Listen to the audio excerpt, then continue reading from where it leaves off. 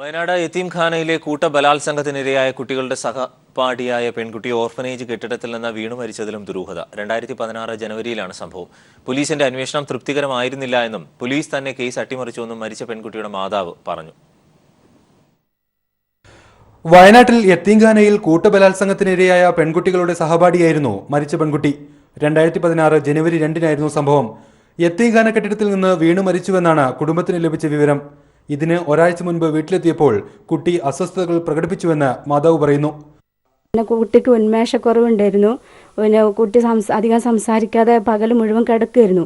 പിന്നെ എൻ്റെ അടുത്ത് പറഞ്ഞു, ഉമ്മച്ചി ഞാൻ ഒരു ദിവസം കൂടി ഇവിടെ നിൽക്കട്ടെ ഉമ്മച്ചി ചോദിച്ചു. അപ്പം ഞാൻ പറഞ്ഞു, മോളെ ക്രിസ്മസ് പരീക്ഷകളൊക്കെ വരികയല്ലേ, മോൾക്ക് ക്രിസ്മസ് പരീക്ഷയ്ക്ക് ലീവുകൾ ഉണ്ടാവും, അതുകൊണ്ട് കുട്ടി പോയിക്കോ എന്ന് ഞാൻ പറഞ്ഞു. കുട്ടി എന്തോ ഒരു ഭയപ്പെട്ട രീതിയിലാണ്. അപ്പം എന്തൊക്കെയോ കുട്ടി മറക്കുന്നുണ്ട്.